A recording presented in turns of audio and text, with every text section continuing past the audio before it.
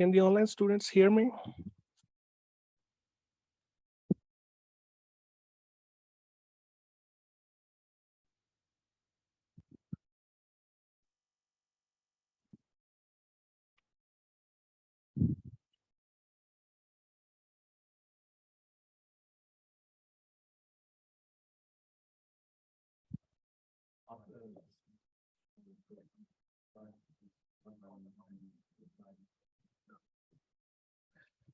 Hello?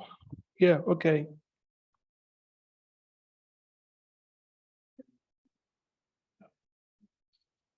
So we're going to keep exploring virtual memory today. There's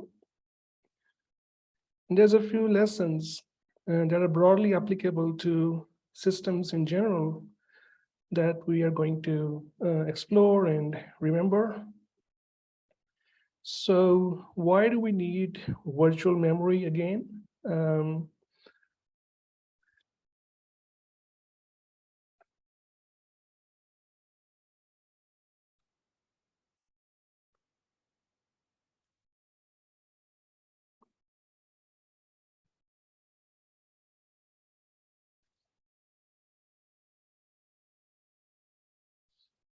All right, so why do we need virtual memory?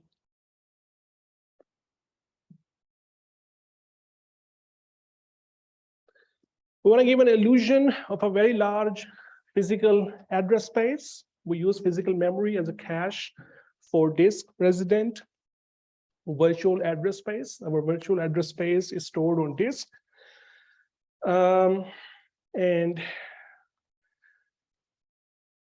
efficient memory management, we want processes to have a uniform memory map, uniform layout, uniform areas, stack, heap, placed exactly at the same place for each process. If we do it directly in physical memory, then only one process can be in memory at any time because the addresses will conflict. We want sharing of code and data. So if two processes, for some reason, want to share a library, C library, for instance, we can bring the library code in one page in physical memory, and we can map the virtual pages of the two processes to point to the shared physical page.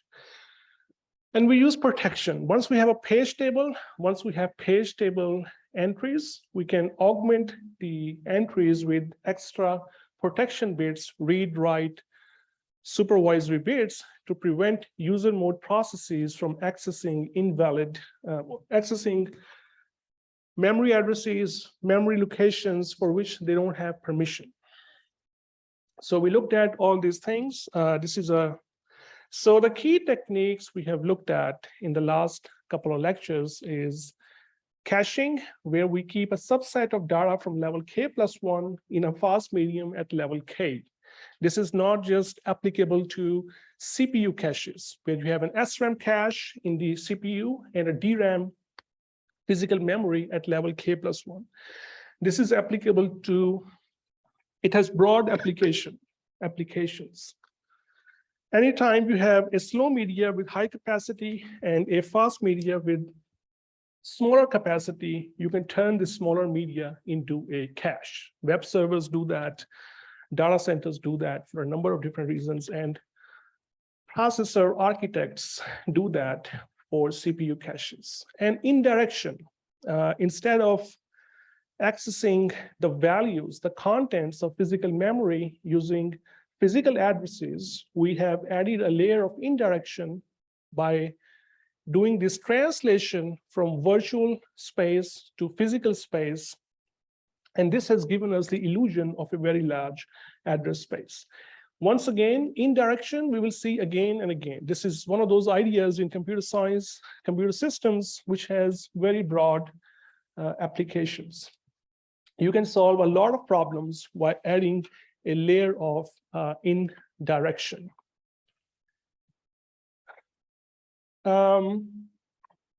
Pointers are an example of indirection. Instead of accessing the values using the variable name, you can use a pointer to the variable. And everywhere in the program where the variable is being accessed, you can just use a pointer to change the value of the variable. All right, so we will see these examples over and over. So this is what I mean by indirection. This is a revision slide. The enabling structure here is the page table. If the page table valid bit is set to 1, we know that the page is cached in physical memory here. And if the valid bit is 0, then the page is not in physical memory. It's either on disk or it hasn't been allocated by the program. Programs don't need every single page. Page is once again in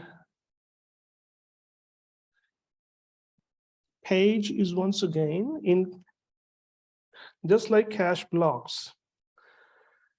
In CPU caches, we call it a cache block. Here we call it a page. It's much larger in size than a cache block. It's typically 4 kilobyte. All right. And if the physical page number or disk address is null, then we know that this page hasn't been allocated. This will typically be a segmentation fault. You have been seeing it in the lab. The page fault handler will see it, that there is no page allocated. Okay, so you have this indirection where instead of using the CPU generating physical addresses, it actually generates virtual addresses.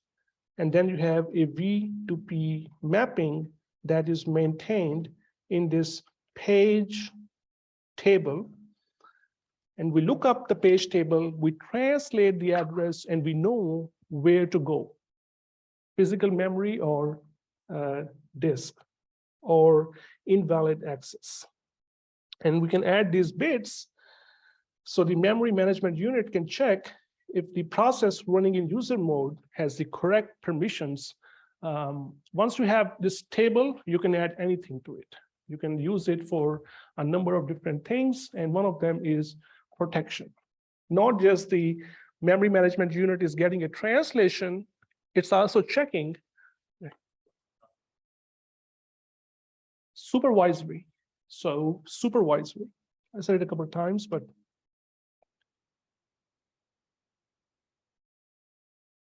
kernel is like the supervisor and the user code is like the student. So supervisor can set certain pages to, only I have access to those pages. Otherwise, user mode processes will mess up the kernel code. They will go to random locations in memory and overwrite page tables, kernel data, and then we won't have systems that are stable and secure. So we can add these bits, read, write bits. Sometimes you want read-only data. And all these bits, the kernel can set when it forks a process, when it creates a process. When you start a binary executable, the kernel sets all of these bits, all of these pages and page tables. So we want to talk about translation. How does this translation work? And we will learn a few things that have broad applicability. So we want to translate a virtual address to a physical address. And if we don't have a mapping, we want to return null. We don't want to return a random value. This is very important. The virtual to physical mapping must be very precise. And the rest of the math on this slide, you don't really have to worry. So one key thing, once again, that the virtual address space can be much larger, n can be much, much larger than m. We are no longer restricted to n equals n. Now, the page size in both the virtual address space and the physical address space is still the same. And there's reasons for that, efficiency and ease of management. But the number of pages in the physical address space can be way larger than the physical. In the virtual address space can be way larger than the physical address space. You can have a very small physical memory. You don't want to spend a lot of money. And the process will still have this huge address space, and the translation mechanism will use the next level of storage, disk or SD card or solid state drive for main memory extension using this translation mechanism. Okay, so this is a summary of translation symbols. So how do we know, how does the memory management unit, so inside the CPU, there is a, I told you yesterday, MMU that does the translation from virtual to physical space. We will see that virtual memory is a little bit complicated, and hardware and software here means the operating system's kernel need to collaborate to offer an efficient virtualized virtual memory system. So here, the page tables are set up by the kernel. The kernel sets up the page tables using structs and all C code, whatever. And then it places the page table for each process somewhere in physical memory.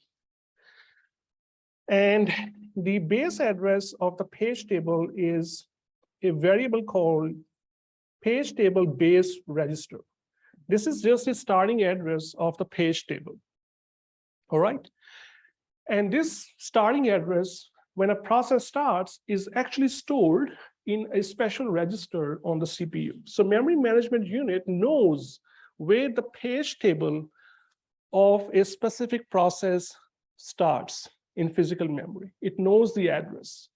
Once it knows the address of the starting, once it knows the starting address of the page table in memory, it can look up the virtual page number from the address and index the page table and read the valid bit. If it's 0, it's a page fault. If the valid bit is 0, it's a page fault. Then the kernel needs to do something about it. You know, bring the page from this, choose a victim, all of those things.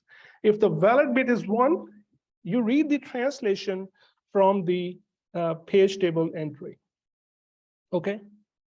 So PPN is physical page number and VPN is virtual page number. Because the page size in both the virtual address space and the physical address space is the same, these bits in both addresses are the same. So physical page offset, this is like the cache block offset. And the virtual page offset, these bits are the same in both physical and virtual addresses. So if the page size is 4 kilobyte, which is typical, how many bits do we need for the page offset? Now, page offset or block offset means I want to address, I know which page number I'm looking for, but I'm looking for a byte inside that page. If the page has 4096 bytes, if the page has 4096 bytes, I'm interested in 1 byte or 4 bytes or 8 bytes starting at some address inside the page. So once I know the page number in physical memory, so how many bits do I need for the page offset? 4 kilobyte.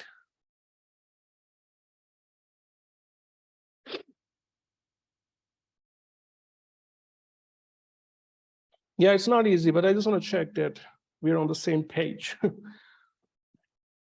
12. So 12 bit, these 12 bits don't change.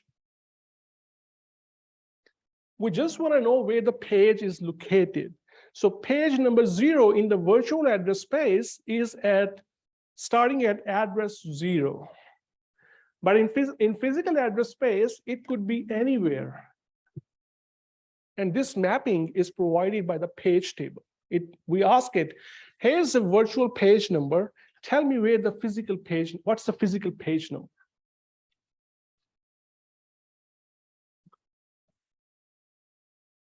So each of the address spaces are logically divided into 4 kilobyte pages.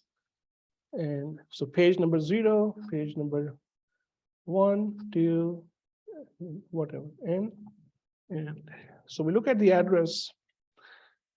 Inside this each page is we use a page offset to look up for a byte inside the page. And these are page numbers starting at 0000, 0001, whatever.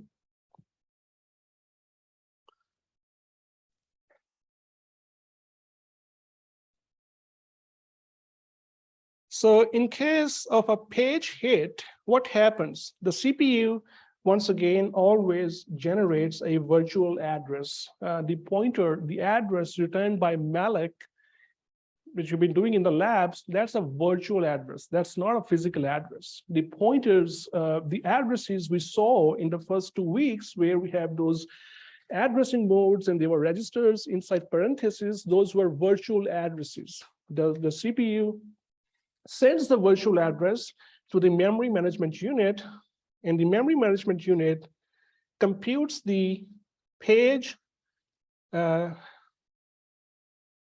table entry address. So it adds this plus this, and it computes the address of the page table entry, and it sends it to the cache and memory system. Page tables are cached, page tables are in memory, right? Like any other data structure, they are in memory. So the memory management unit,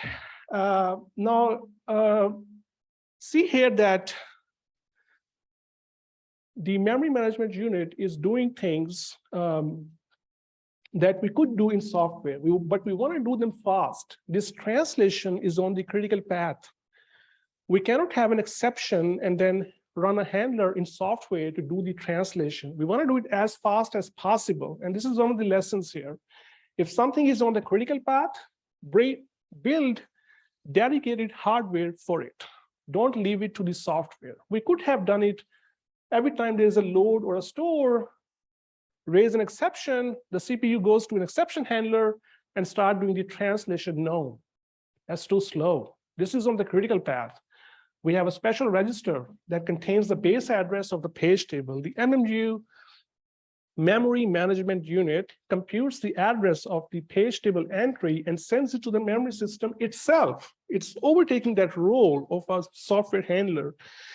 It gets the page table entry, and because it's a hit, it computes the physical address. It doesn't compute. It looks up the physical address from the page table entry, sends it to the cache memory system, and the memory system returns the data.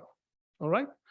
So what you have been assuming so far, that you have a load or a store instruction and the CPU sends it to memory. We always show you the CPU hooked up to memory. It's not really true. There's more going on here. So per load, store, per move, per data movement instruction, this is the overhead, this is the cost of virtual memory, and we will optimize it. This has been around for 4 decades. We have figured ways to optimize. So page fault, the first few steps are the same. The MMU looks up the page table, the address, computes the page table entry address, sends it to the memory system, reads PTE, looks up PTE for the virtual page, physical page number, but finds that the valid bit is 0. Anytime the valid bit is 0, the MMU just leaves it to the kernel. It raises a fault, page fault.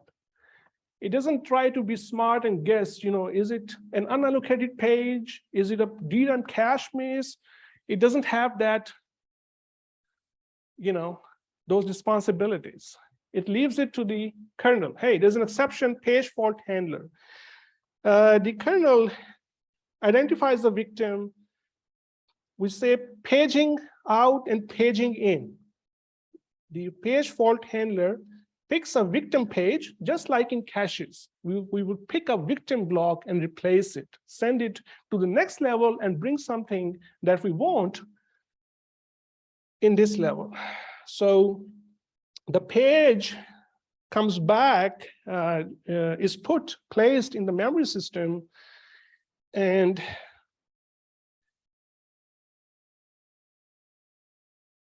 this is important. The handler returns control to the original process and re-executes the faulting instruction. We say faulting instruction.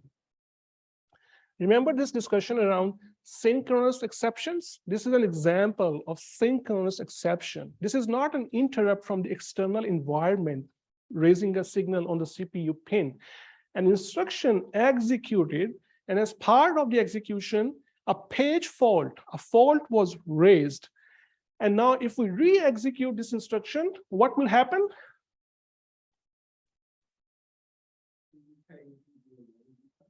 Right. What will happen? Whatever happened on the last slide. Now it's a hit. The MMU will perform all these steps again, and this time it will find the valid bit 1 and the page in DRAM. Okay? So this is a very slow process, right? For every instruction, we are doing so much. So we have to do something about it.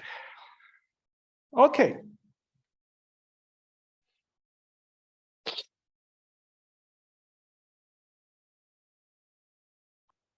So this is just showing, this is just opening up this cache and memory into two parts. There's nothing interesting on this slide. All right, quick question. I have a data structure called page table. This page table is in memory. This is cached in level 1, level 2 caches, the same way other data structures are cached. This is a very critical data structure. Every instruction, I need to read something from this data structure. And we know that cache capacity is limited, and page table entries can be booted out of the cache. What is the key technique we know we can throw here to get fast access to page table entries?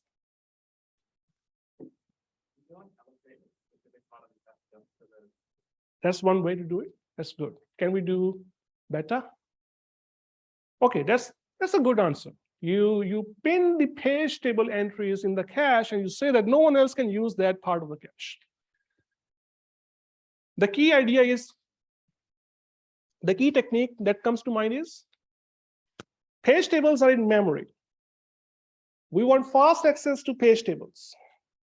Anytime we want fast access to something in a slow media, what do? Caching, right? So we are going to build a dedicated cache for page tables. And that cache is called, instead of what the student was saying, we're going to pin the pages, pin the page table entries in the cache, we are going to actually build, logically it's the same thing. We are going to build a specialized dedicated cache just for the page table. It's called a translation look-aside buffer. I can call it whatever I want, but you want to be fancy in computer science. TLB, translation look-aside buffer. A translation look-aside buffer is a small set associative cache in the memory management unit. And these are the reasons we are afraid. We might not find the page table entry in the cache if there's a process that is thrashing the cache. So we want to make sure that for every instruction, we don't have to go to main memory just for the translation. So this is a set associative cache. Like any other cache, we place it in the memory management unit, and it caches recently, all the same ideas, recently accessed page table entries for a process. Okay, contains complete page table entries for a small number of pages. If our working set fits inside the TLB, we never need to go to memory to get the page table. If our TLB has 12 entries, 16 entries, if we have a 16 entry TLB, And our program or process is only using 16 pages at any given point. It reuses 16 pages all the time. Then our translation is now cached in TLB. We never need to go to memory. And that's the, once again, locality. Page locality is as important as any other locality, block locality and all that.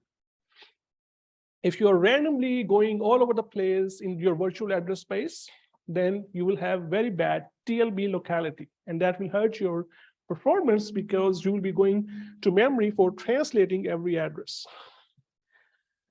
So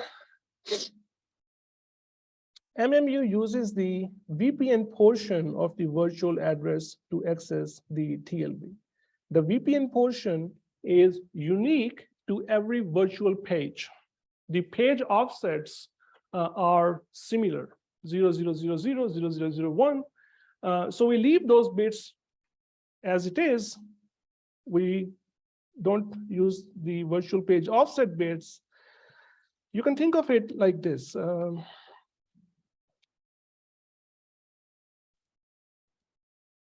0001111, whatever. So these, if I'm here, these two bits are unique for each page. If I only have 2 pages and each page has 4 bytes, but these bits repeat. So I'm going to leave these bits behind and I'm going to index. The problem is once you have a cache, you want to index it, right? You want to index the cache. We know that. The cache has number of sets. TLB is a cache. So we have a number of sets. We have tags as before. And then in a CPU cache, we have random data. We call it a cache block. Here, specifically, we only have PTEs. There's nothing else in this cache. Each line has a PTE. Okay, so now I have more things going on. Now, when I take an address, the first thing I need to do is I need to look up the TLB. And to look up the TLB, I need to divide my address into a set index and a tag for the TLB. TLB index, TLB tag.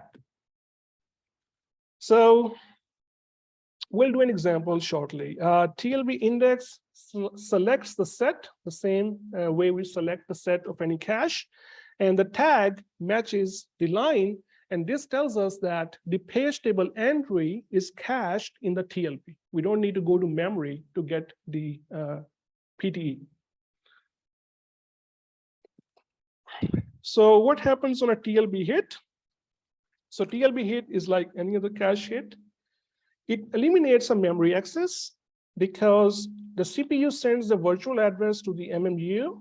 MMU, instead of going directly here, which is costly, it actually looks up the TLB. Hey, do you have the PTE? And if it has a PTE, there is no, this path is now, it doesn't exist because we can get the PTE from that TLB. We don't need to go to memory.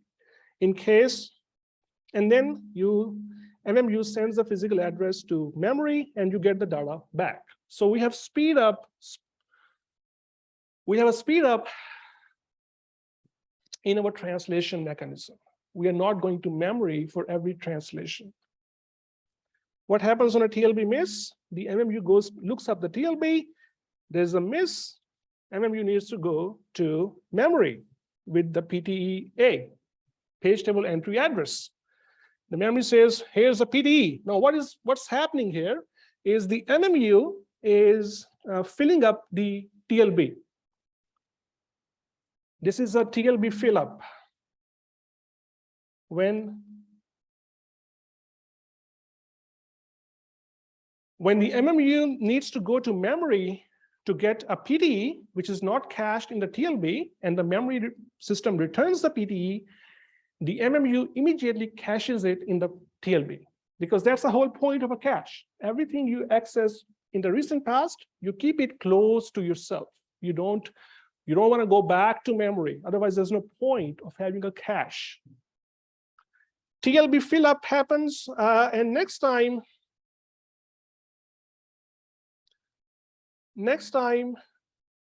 there's a similar page access. The MMU will find the translation in the TLB. So TLB misses are rare. Why? We already answered that, but I want to hear it again. Why are TLB misses rare in well-written programs? Yeah, because the memory is going at whatever memory of it's already stored in text. Right, and you? Locality, one word, locality. Okay. Working set fits in the TLB, done. Okay, remember, at many levels in the computer system, when you write software, you have to know these things, especially when you write system software. You might have performance bugs and you will have no clue what's going on. And you can reason about your programs by looking at the memory behavior. If you don't expose yourself to this, you will not know what might be going on underneath.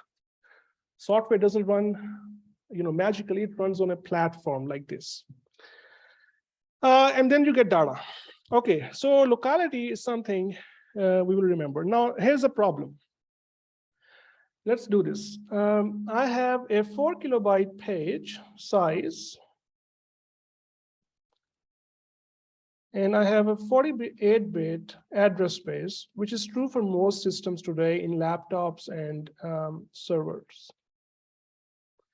And let's say I have a 64-bit PTE. This includes the translation of VPNs to PPNs. So this includes the PPN and some bits for supervision and for read, write, and all that. Let's say I have a 64-bit PTE. And I don't know how you look at this. So how big is my page table?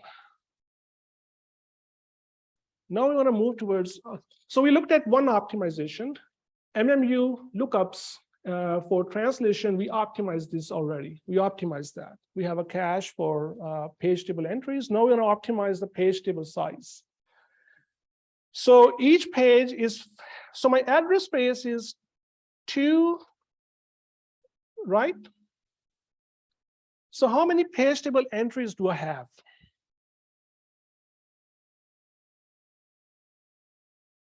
What is the size of each page? 2 to the 12. So if I have 2 to the 48 address space, meaning I have 2 to the power 48 bytes, how many pages do I have?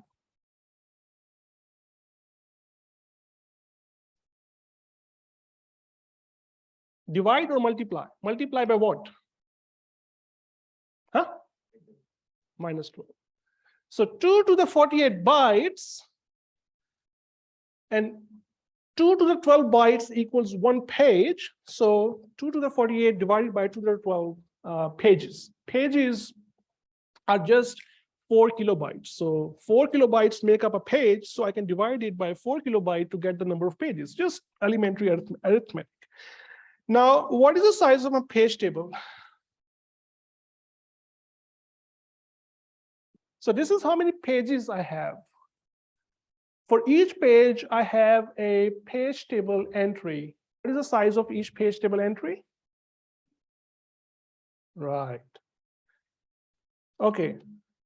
This is a very large number. This is 512 gigabyte. Okay.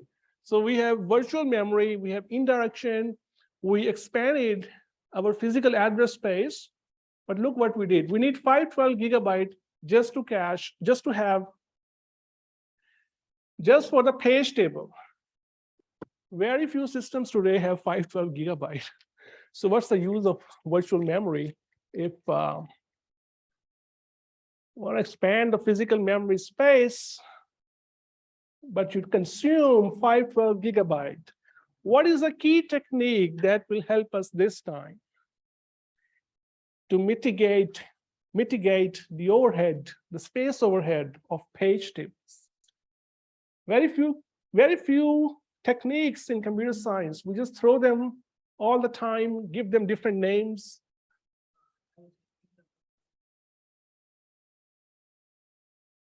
Oh, very good. Okay. Virtualize the page tables. Okay. That's a little bit complicated. Well, let's not do that first. Okay. We could do that. We could place the virtual pages themselves. If you think about it, it becomes a circular reference problem. Like the NMU is looking for a translation, and the page table itself is a virtual address, and so it's complicated. Let's not do that in this course. Indirection. We can use indirection with multi-level page tables. So I'm going to show you a two-level page table where the level 1 table points to another page table. Each PDE points to a page table, and then in the level 2 table, each PDE points to a page. Okay, what does this mean?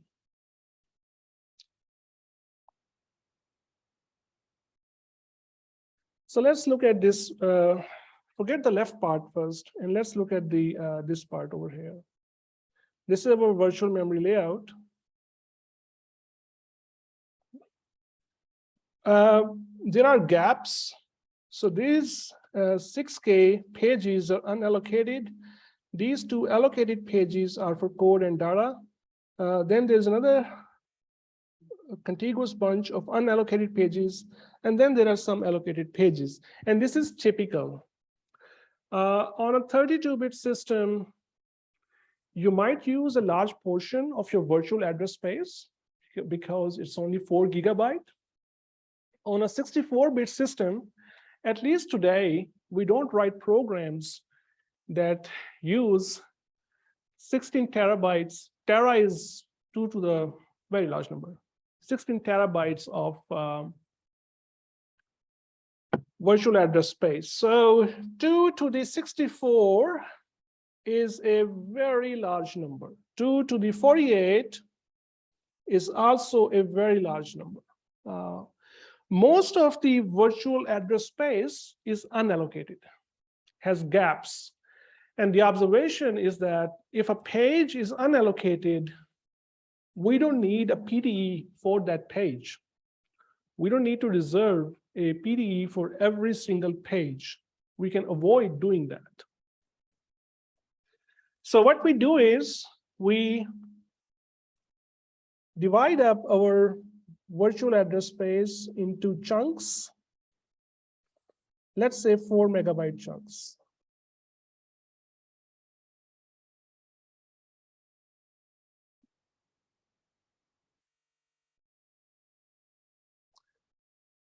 And the level 1 of the page table points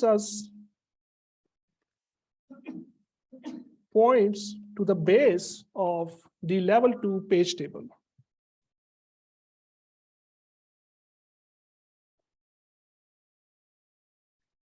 And level 2 table, let me draw it here.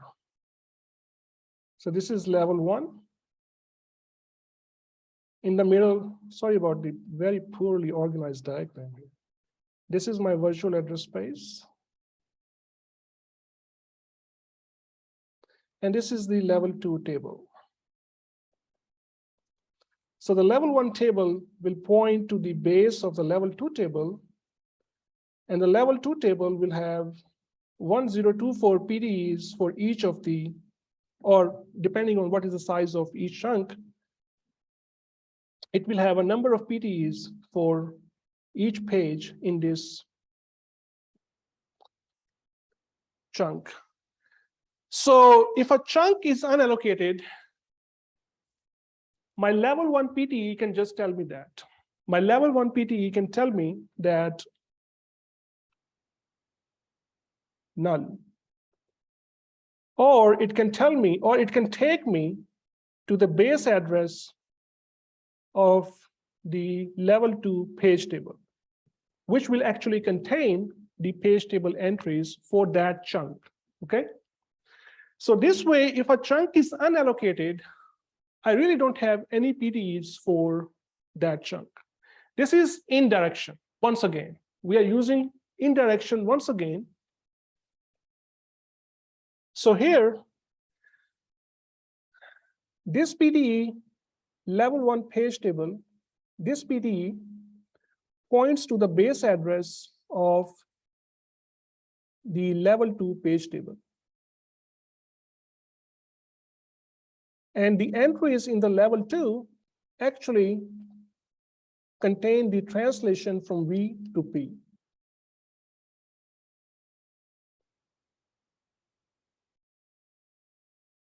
For this one chunk. Similarly, for this chunk,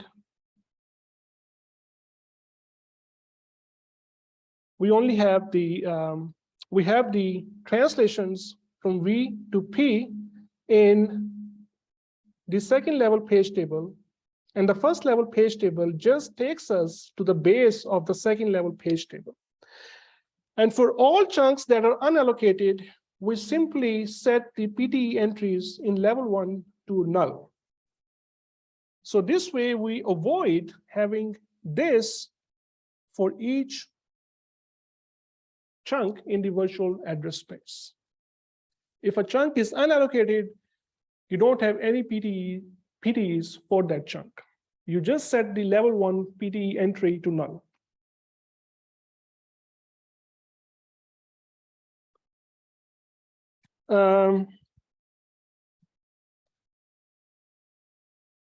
Does this make sense or no?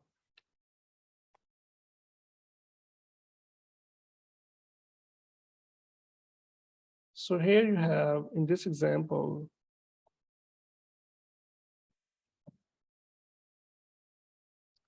uh, 4 kilobyte pages.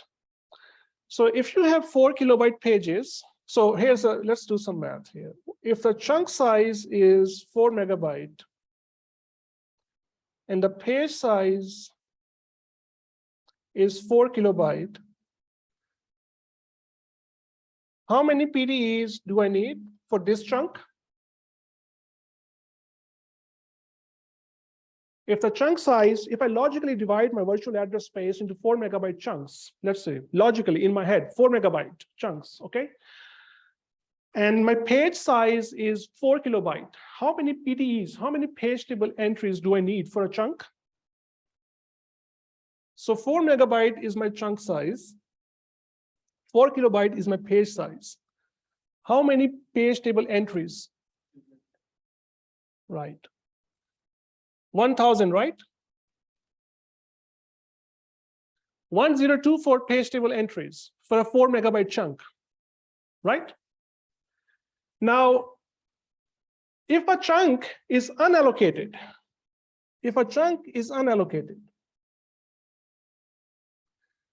in the level 1, if I set the page table entry to null, I avoid allocating 1024 page table entries. If the level 1 table tells me that this chunk, this region is not even allocated by the programmer, I don't need to have page table entries for that, right? So level 1 will tell me which chunks are actually allocated. If a chunk is allocated, the level 1 entries will take me to the base address of the level 2 page table. And the level 2 page table entries will take me to the translation. So it's one level of indirection to optimize the size to reduce the space of the page table. So anytime a chunk in my virtual address space is not allocated, I don't need 1,000 page table entries. So in my level 1, I can just say null, okay? If the region is allocated, the page table entry will take me to the base address of the second level page table, which will actually have 1,024 translations. Yeah. What's the advantage of the level 2 page table? Why can't you map from level 1 to the start of each? Where do you get it 1,000 translations?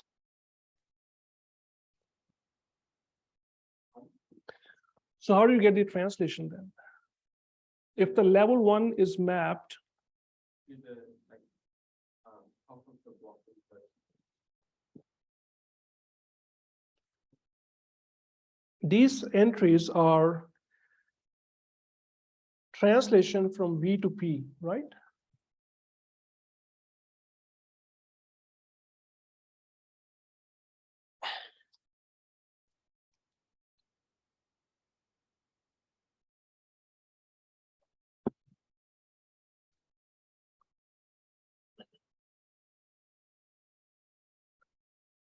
While they're discussing, are there other questions? Or? Okay, this looks confusing.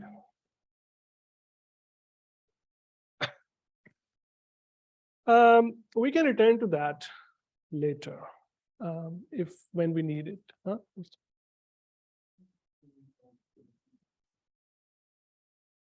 After you get the translation from the second level, right? So the MMU in the previous slides here, in these slides, the MMU was looking up one level, just one level. Now it's looking up two levels.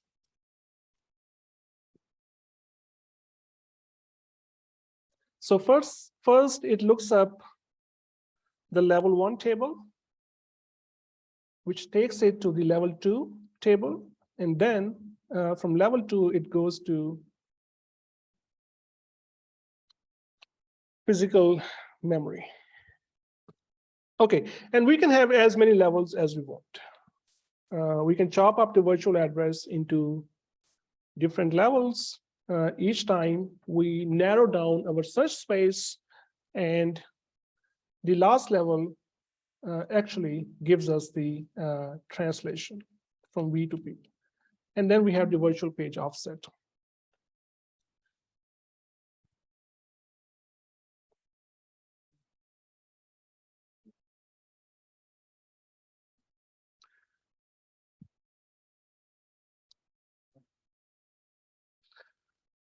Okay, let's do some exercises with a simple memory system.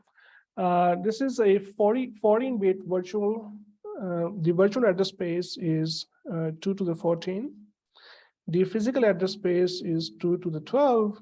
Page size is 64 bytes. So once again, the page offsets in the virtual address space and the physical address space have the same number of bytes. So the page size here is 2 to the power 6. All right, and so my virtual page number, I have more virtual pages here. Look at 2 to the, whatever that is, 14 minus 6, 8 virtual pages, and here I have 2 to the 6 virtual physical pages. These are the contents of my simple memory system TLB. So 16 entries, 4-way set associative. So if it's a 4-way set associative, if my TLB is 4-way set associative, how many bits do I need to index the set? Right? So TLB index is 2 bits, and the remaining bits are for the TLB tag, and then I leave these bits alone, VPO bits, virtual page offset bits. Okay, let's fill an address so there is a cache hit. So imagine the virtual address is this. Let me ask you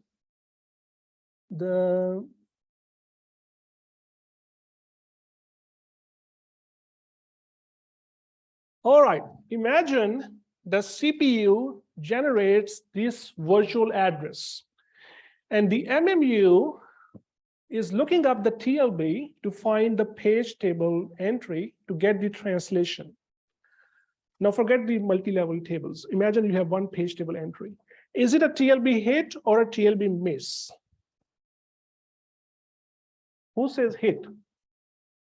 1, 2, 3. So what's the index?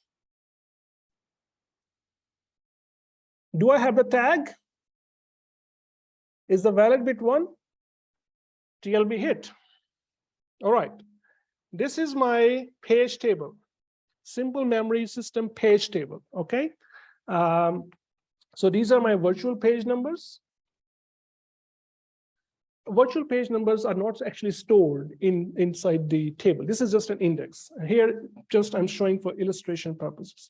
So I have how many? 15, 16 virtual pages, and I have these translations, and the valid bits are 1 or 0. Okay, and then I have this cache that I index using the physical address. It's 16 lines, and these are the first 8 lines. These are the next 8 lines. It's physically addressed, direct mapped. Okay, so what we want to do now, we have this address, virtual address, and we want to fill the whole, this is a tour of the last 2 lectures. And if we do this, then we are in very good shape. Promising that I will bring up multi-level page tables again. I know it's confusing. Okay, this is our virtual address. What is the virtual page number?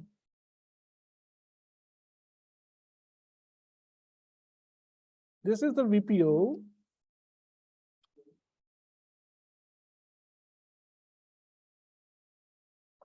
Cool. So this is my virtual. This exercise will tell us what actually happens inside us. Why do our CPUs burn so much power? What is a TLB index? What? TLB index is 3. What is a TLB tag? Someone said 2. TLB tag is here. Right? So this is a TLB index, and this is a TLB tag. The TLB tag is, all right, is it a TLB hit? Okay, so we have to remember now, because I have to go back. So virtual page number is F, TLB index is 3, and TLB tag is 3. So we go to our TLB,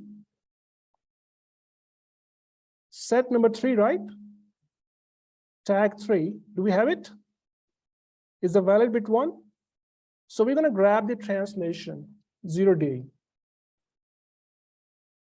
And we can verify that the page table has the same translation here. So the page table is cached in TLB, so we don't have to go to the page table. All right, so TLB hit, yes. Is it a page fault? So the valid bit is 1. So the page fault, no. And the PPN is 0D, is it?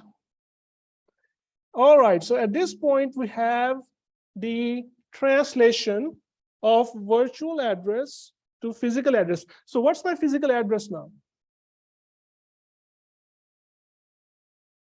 So these bits don't change because page sizes are the same, once again, in the virtual address space and the physical address space. So these offset bits will not change. What is D in binary?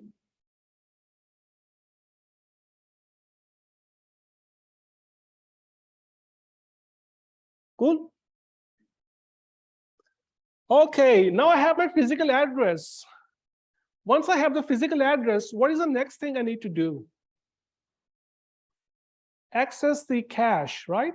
I don't want to go to memory. I don't want to go to memory.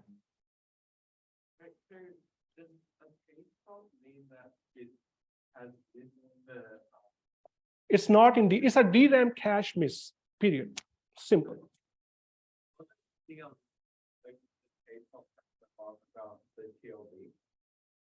What, once again?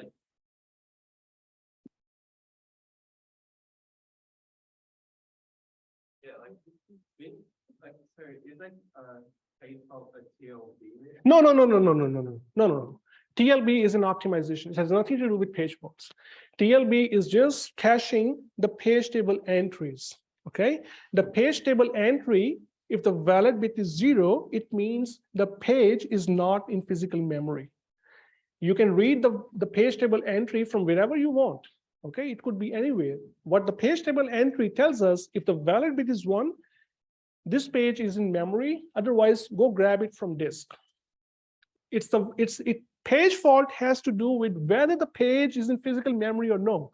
And that information is contained in the valid bit of page table entry. TLB is just caching those entries, page table entries. All right, we have our physical address. We have our physical address. Once we do the translation from virtual to physical address, the next thing we want to do is to access the cache. Okay, our cache is 16 lines, 4-byte block size. So our cache is 16 lines with a 4-byte block size. So what is the block offset?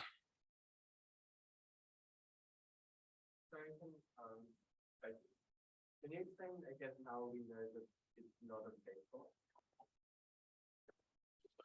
Let me go to the page table, and then I'll go to TLB. What does this PTE, what does this page table entry tells us? Valid is 1. This page is cached in physical memory. You don't have to go to disk. And the translation is 0F to 0D, okay? Now, this here, TLB, is just an optimization. It's just a cache for that page table, which is in physical memory, okay? So page fault has nothing to do with TLB. It's just caching that entry. It's just caching that entry. I don't know which entry I'm looking at.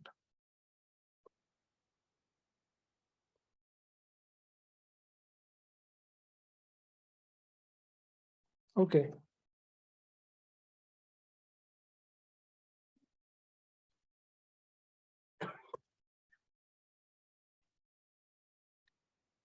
Are we? So once I have my physical address, I want to read the byte I'm looking for from the memory system. But before I go to physical memory, I first go to the cache, right? The SRAM cache. And to access the SRAM cache, I need a block offset, a set index, and a tag, right? So if my cache is 16 lines, what is my set index? And what is my block offset here? This is my block offset. This is my set index. And this is my tag. And I want to figure out if the cache I have here, if this physical address is a hit or a miss. So which byte I'm looking for? A 4-byte block size. So how many bits do I need for the block offset? 2, right? And those 2 bits are right here. So I need, what is my index? What is my set index? It's a 16-line cache.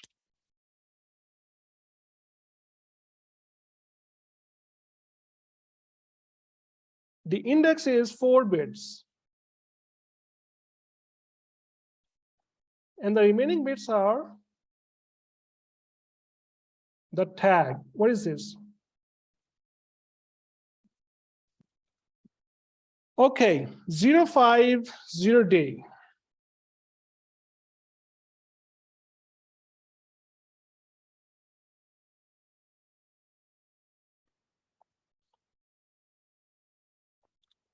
So Index is 5. Do I have the line cached here? What is a tag? 0D. Tag is 0D. Line is valid. What is the value I'm looking for? What is a byte offset? What's the cache offset? 0. So where is the byte? What's the value of the byte I'm looking for? 36.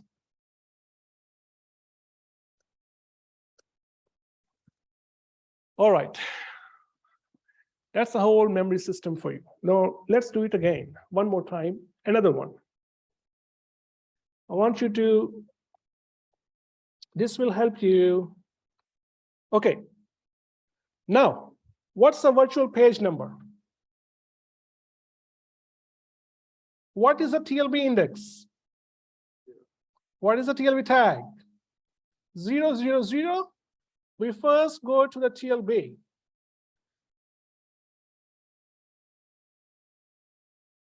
Zero is the index. This is not what we want, not what we want. Here, the valid bit is 0, even though we have the tag. The kernel can invalidate a page table entry for a lot of different reasons, for reasons that will become clear over time. So, TLB hit or miss? TLB miss. To figure out if it's a page fault or no, okay, TLB miss, where do we go next?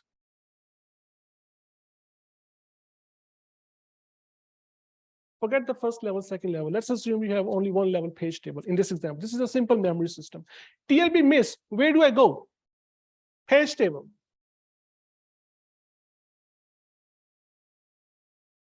Is it a page fault? No. The valid bit is 1, and I have the translation 28. So page fault, no, PPN 28. All right, once again, what's the physical address? 100,000. Oh, is it 28 in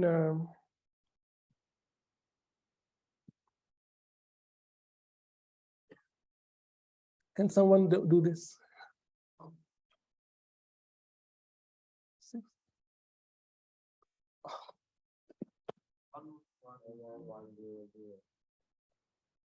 Read from here. What is this? 0, 0, 1, 1, 1, 1, 0.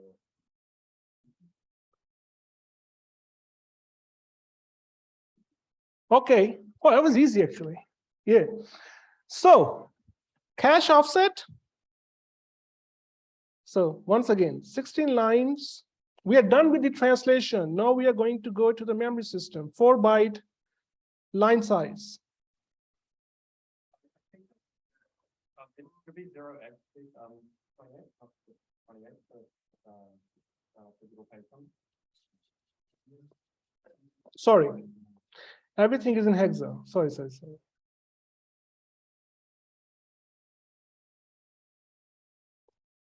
Cache offset.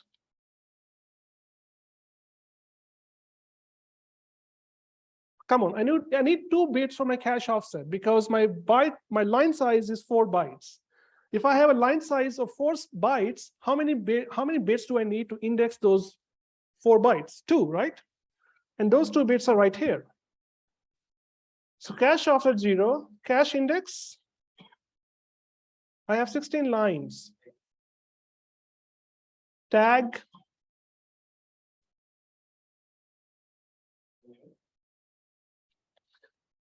So index 8 tag 28. Index 8. Is it a cache hit or a cache miss? Miss. Cache hit? No. Byte will come from memory.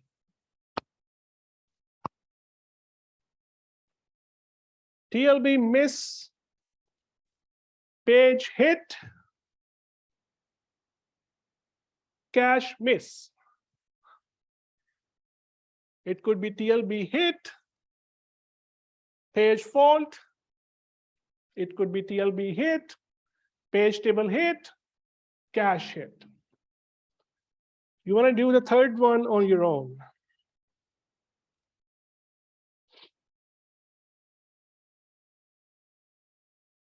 So Core i7, which is part of, many of you have laptops with that. You have split L1 cache between instruction and data. You have a unified L2 cache, unified L3 cache, and here's your translation. You don't have to, I'm just showing you a real memory system. You don't have to, let me just scare you, let me just call it optional. So this is your memory management unit. You also have TLB caches for both TLB, and then you have a memory controller that takes you to memory, and this is the data path, and this is the address translation path that the TLB uses. The symbols that we have used, this is also optional. Have a look at that. This is multi-level page tables. CR3 is a register in Intel x86 that contains the page table base address. And then from there, you do all the translation, that the exercises that we have done. And this is how the page table entry on x86 looks like. You could either be on disk or in memory.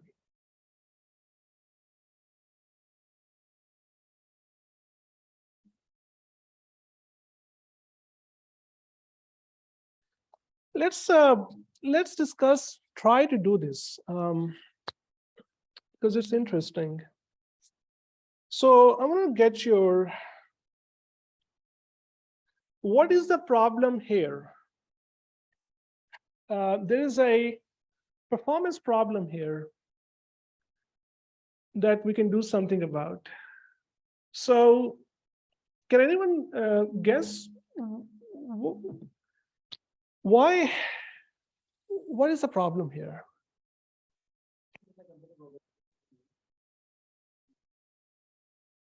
Think in terms of, can you access the cache before you have the translation? No. You first need to translate your address, and only then you can go to the cache, right? Unless you have the physical address in this scheme, you cannot go to you cannot access the cache. This is a bit of a waste. This is doing things sequentially.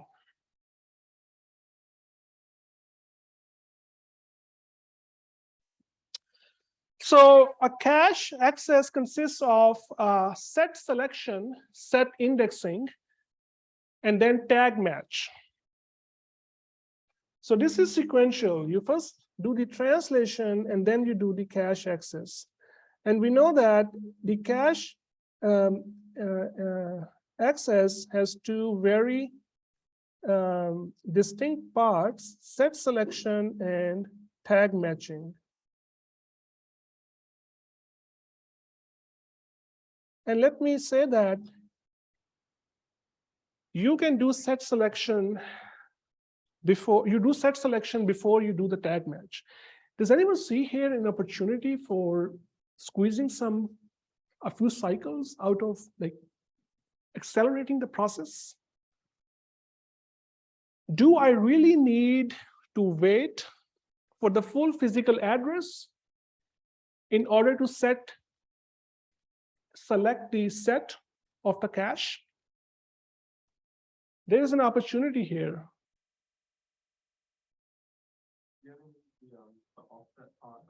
If we index the cache using the offset bits, then we can use the offset bits to select the set of the cache, while the NMU is doing the rest of the translation. And once the translation arrives, we can do the tag match. So which two things are we doing concurrently here? Set selection, cache, set selection, and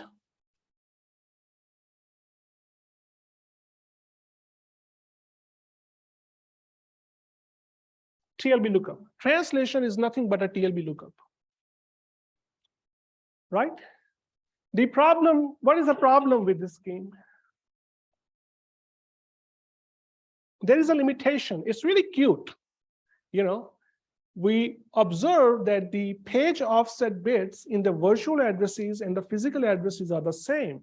So let's use the page offset bits to index the set, index a cache, or to select a set of a cache while we are doing the translation of the remaining bits of the virtual page number to physical page number. The limitation is that if you limit yourself to using the virtual page offset bits for selecting the set of a cache, what is the limitation? It impacts how large your cache can be. The number of sets cannot exceed the number of bits, 2 to the number of bits in the virtual page offset. And this is how virtual memory systems, this is how the virtual memory system is impacting the design of the cache. So here, this slide actually talks about it, that bits that determine the cache index identical in virtual and physical addresses.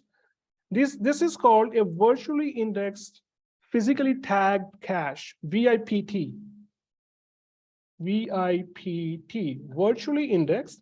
I'm selecting the set using the virtual page offset, and for the tag, I'm using the physical portion of the address. Why don't I use the full virtual address for tag and set selection? Okay, this is an advanced thing, but if I use a full virtual address for accessing the cache, if my tags are also virtual, what is the problem? Virtual addresses of two processes are always same. I will have two processes using my cache, and I won't be able to distinguish which process does this cache block belongs to. Virtual addresses start at 0, go to 4 gig. 0, 4 gig. For each process, it's a uniform address space. Physical addresses are unique for each process. Okay, so this is VIPT, and this is called PIPT. This is a physically indexed, physically tagged cache. Okay. So at this point, we can go back to the virtual address space of a Linux process and revisit something. So first of all, we have seen this diagram many times. This is the process virtual memory here. This is the kernel virtual memory. This is the virtual memory that the kernel reserves for different things. This part here is identical for each process, and this is different for each process. When I say identical for each process, the kernel code, there's only one copy of the kernel code. Each time there's a page fault handler, no matter what process it is going to run the same code. So the kernel in a virtual memory system can do a very neat trick. It can have one copy of its code and data. This is kernel code. I'm just assuming that it's placed in one page. And it can just do, let's say this page is P1, this page is P2.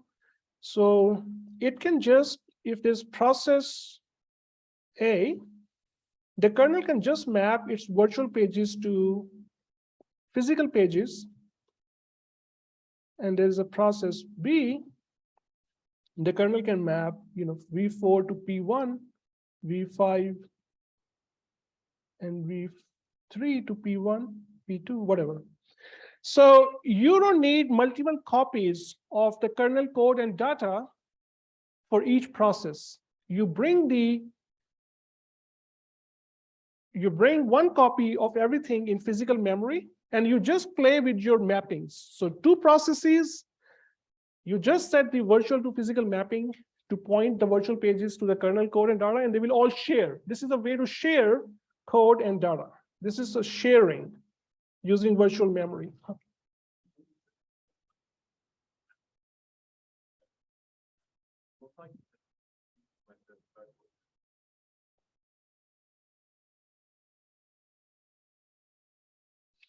Okay, in this example, it looks like it.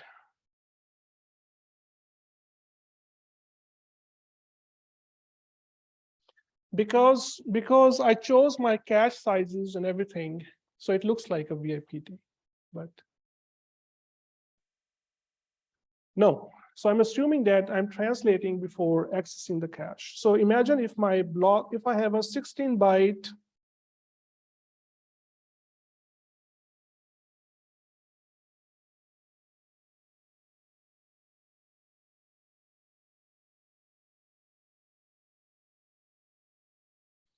so what would happen here? This will become the block offset.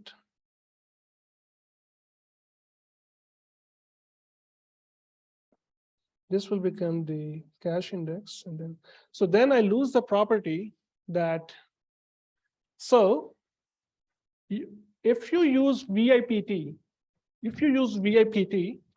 cannot have this cache. You cannot have that cache.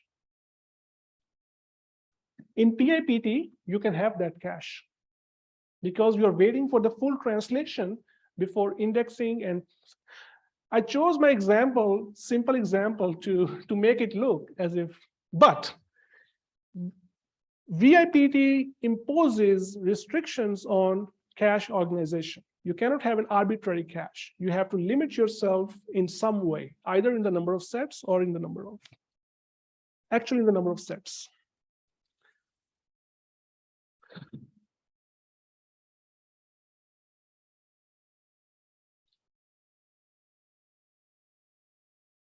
Okay, so so far, so how does the operating system actually organizes virtual memory?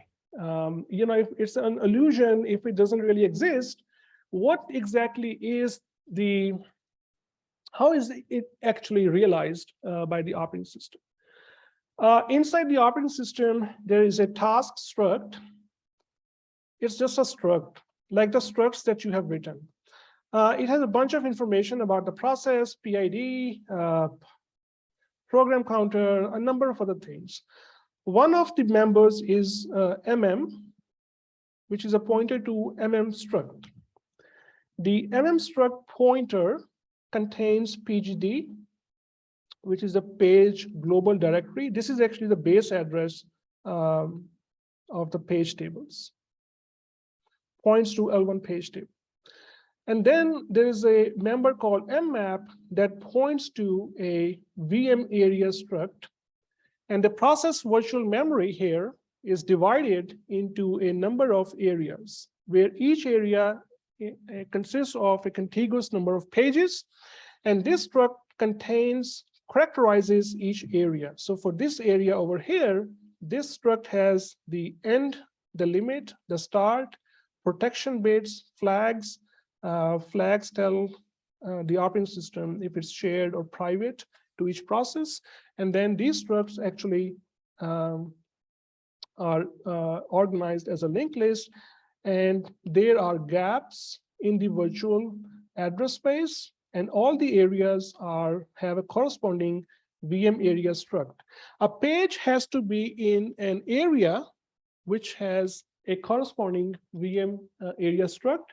And a page that is unallocated is not part of any area. What I'm trying to show here, I don't want you to memorize this, that what we keep showing you, this whole stack, 15 times so far, it's actually a bunch of data structures. It's just a linked list of structs that contain this information, logically contain this information about which areas are currently mapped, which areas are unallocated, and it's just a bunch of data structures that actually point to the allocated areas. So these, So this is also called either an area or segment.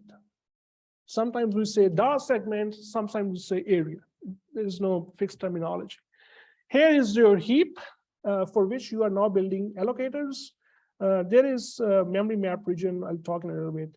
And the user stack break is a variable that points to the top of the heap. And then the kernel reserves some area for its, it maps these pages to physical memory. This is a contiguous one-to-one mapping that makes it easy for the kernel to manage physical memory. All right, so this is how Linux organizes VM as a virtual memory, as a collection of areas with a bunch of structs. Last slide. Page fault handling. Page fault, we haven't really gone into page faults. If the valid bit is in the page table entry is 0, there's a page fault. So what happens on a page fault? So let's say you're writing a program in your lab and you just have a very, very bad day and you just do some nasty pointer arithmetic and you generate a virtual address that points to this region, right? So what will happen? Is this a valid access? This page over here is not part of any VM area struct. It's not even allocated. So the first thing the kernel does when there's a page fault, it checks to see if the address is even legal. It walks this area struct in a very efficient way, not traversing a linked list. I'm not going to get into details of how it does that. And it tries to figure out if this address is even legal. In this case, this address is not legal. This address does not have a corresponding VM area structure, right? It's a gap. Virtual memory address space has gaps. It's a segmentation fault, accessing a non-existent page. The memory management unit could do that, but we don't let the memory management unit, a dedicated hardware component, do these kind of things. Every time the valid bit is 0, we just tell the page fault handler, hey, Linux, you handle it. We don't know what to do. What about this? The text section is read-only. Text section historically means program code. This terminology comes from, text of a book versus, I don't know, this is text section. Text area contains program code, and the page table entries for this area are read-only, read-only. And here the program is trying to do a write. So there will be a protection fault. It's the permission error, right? In Linux, it is also reported as a segmentation fault. And this is a normal page fault. If this happens, then the kernel will pick a victim page from physical memory, bring the page from disk, and set up the page table entry.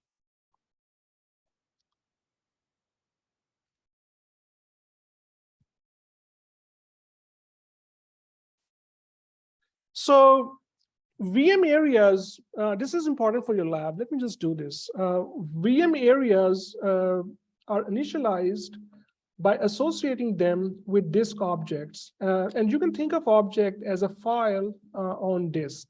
And this process is known as memory mapping. You can map a virtual, we have enough machinery now to map a virtual page or a set of virtual pages to a disk file or disk object.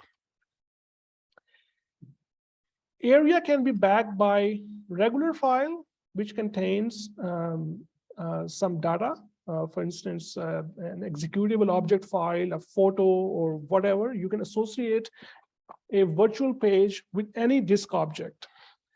Or it could be an anonymous file, nothing. You can just tell the operating system's kernel, hey, map this virtual area in my virtual address space to anonymous file. And this anonymous file is just a bunch of zeros. When there is a first fault for this virtual page in this area, the kernel is smart enough to know that, hey, this is an anonymous, this virtual area is backed by an anonymous file. So it will not do any transfer from this because there is nothing on this. This is a virtual page or set of virtual pages that are mapped, that are backed by anonymous file, which is just a bunch of zeros. So it will simply allocate a page. If there is no page in physical memory, it will pick a victim. If the victim is dirty, it will write back the page. And once a page is written to, it is like any other page. Okay. And dirty pages are copied back and forth between memory and a special swap file. Okay, I'll promise to start from here next time. I think I'm also tired. Thank you.